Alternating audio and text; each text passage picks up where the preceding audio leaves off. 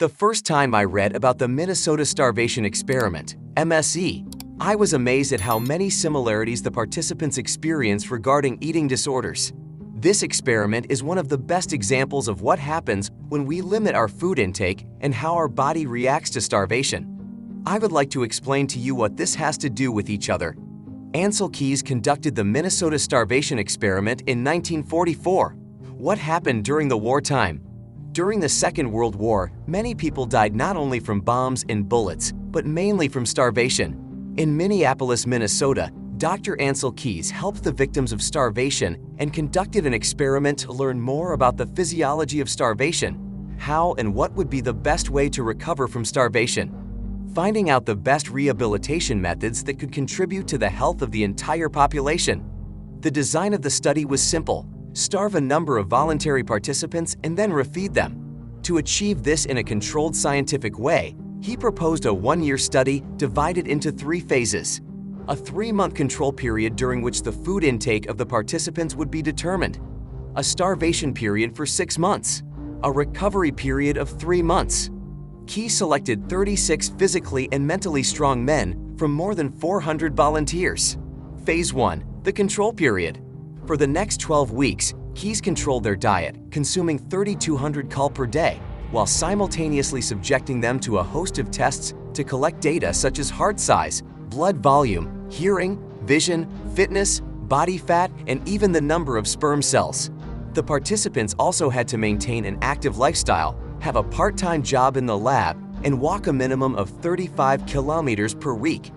Phase 2, the starvation period. After the first 12 weeks of the control period, Keys reduces the cal intake from 3,200 to 1,570 per day. This was the beginning of the starvation phase and would last 6 months. In today's society, it is very common to advise someone 1,570 cal to lose weight. Some would say that this is a healthy amount of cal for weight loss, and of course the number of cal is even lower for women. When you eat too little, starve yourself, or go on a diet, your body literally starts eating itself to get energy. To survive, the body destroys your organs, bones, and other body tissues. It takes energy not only from your fat reserves, as many think, but from the whole body. That is why diets never work and will never produce health results. Even if you are overweight, your body has need adequate nutrition to lose weight. This may seem a little strange to you if you're used to dieting, but this is the way it works. You cannot deprive your body of adequate energy and at the same time expect it to do more work. So even losing weight requires energy to keep it going in a healthy way. More on this later. But let's get back to the experiment. The significant reduction in cal had a rapid effect on the men's health. They saw a remarkable drop in strength and energy. Keys noted a 21% reduction in their strength as measured with a back muscle training device. In addition, the men also complained about cold and fatigue. They lost their complete interest in topics they were previously interested in, such as politics or world events. Even sexuality and romance lost their appeal. Instead, they suddenly became interested in nutrition. Some began reading cookbooks, staring obsessively at pictures of food, and collecting recipes. These are common behaviors that arise when people start dieting. Suddenly, food becomes their #1 priority. When you impose restrictions on yourself, you seem to crave them more. Because of the restrictions, you actually give it more attention. Food is a highly intuitive part of our lives, and for people without an eating disorder, eating is simply part of their natural instinct. But people who follow diets and restrictions in food have constant obsessions about it. What to eat, how much, when. If I eat this for breakfast, what will I eat for lunch? How am I going to prepare it? How many calories are in it and how many fats?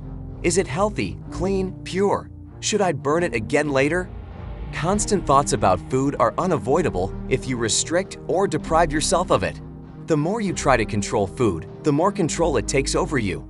Also check the video How to Stop Binge Eating if you want to know more about this. Meals became the highlight of their day. They got annoyed when their food wasn't served at exactly the right time, or when they waited too long in line for their food.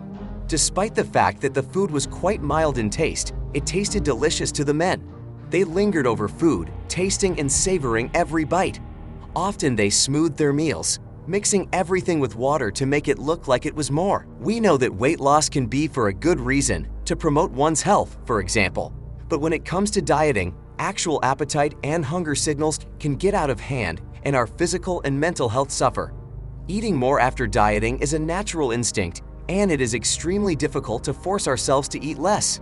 It has absolutely nothing to do with not having self-control or willpower.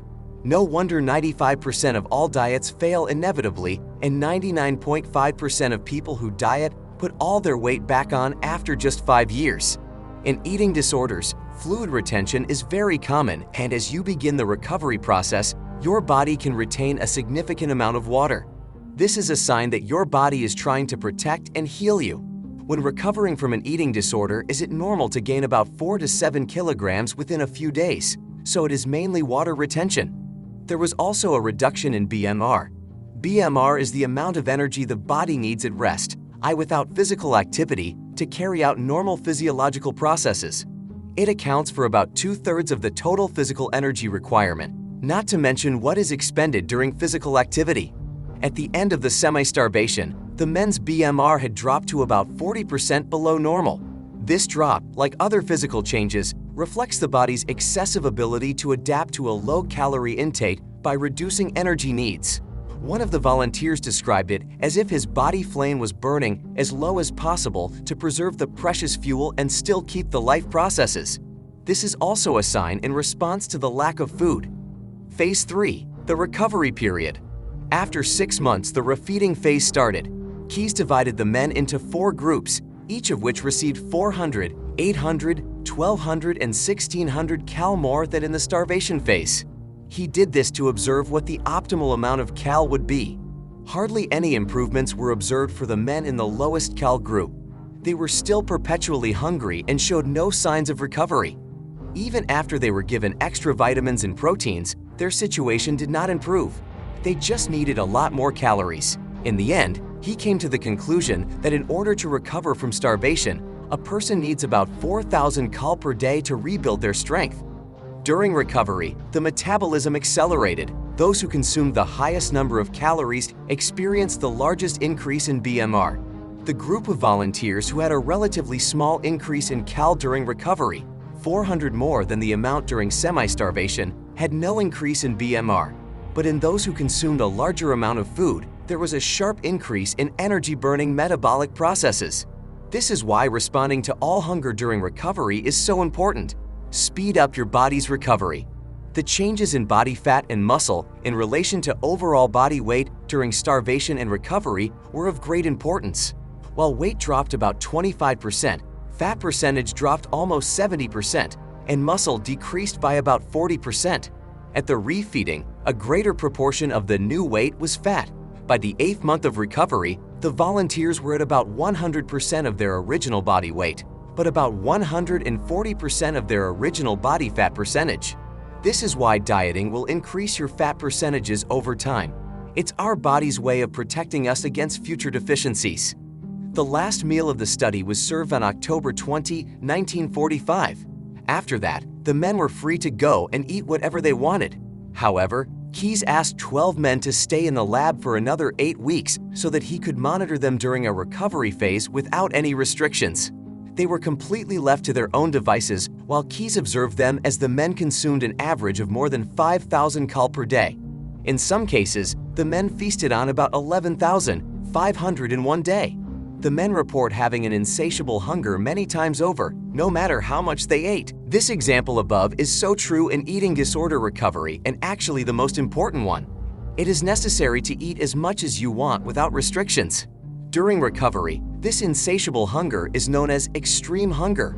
In addition to their characteristic fear of gaining weight, they often report feeling fat and are afraid of getting a swollen belly. During the recovery period, some of the men gained more than their pre-experiment weight. But in due course, they lost all this excess weight because they did not fall back on restrictions. They gained weight to their original weight plus about 10%, which then gradually decreased again over a period of 6 months.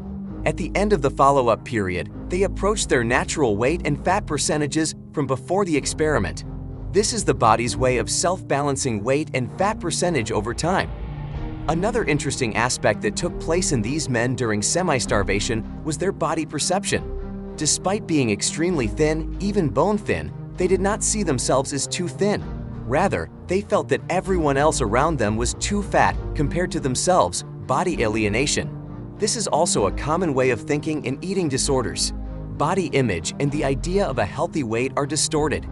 In conclusion, I want to emphasize that the effects of restrictions and deficiencies in our bodies are indeed significant and dangerous. Calorie-restricted diets cause rapid weight loss, but the consequences are that you are constantly hungry, you become obsessed with food, and you eventually gain weight again, and in many cases have to deal with an eating disorder. That has been proven by Ansel Keys. One of the most important facts to realize with eating disorders is that long-term dietary restrictions have led to where you are today. With restrictions and deficiencies, you create all the symptoms of an eating disorder. This is simply the effect of starvation. It affects our physical and mental health. Our body slowly starts to shut down, even in semi-starvation, as we could see here, 1570 cal per day. And shockingly, that's the number of calories most diet experts recommend as a healthy amount to lose weight. When we impose restrictions on ourselves, we get uncontrolled obsessions with food, binge eating, and other abnormal eating habits, behaviors that we also see in people with various types of eating disorders. In addition, we develop all the common mental symptoms of an eating disorder because a malnourished brain is a non-functioning organ. Our brain cannot function properly when we are starving. If we are fully recovered, starvation may not have any long-term negative effects on our body and mind, but only if we don't deprive ourselves and start eating well and enough again. We know that weight loss can be for a good reason, to promote one's health, for example. But when it comes to dieting, the actual appetite and hunger signals can get out of hand, and our physical and mental health suffer severely. Diets are not the solution, so keep in mind that your body can recover and come back into balance, but only if you recover and never apply restrictions again. If you like this video, make sure to hit the like button and go to my channel for more video about mental and physical health.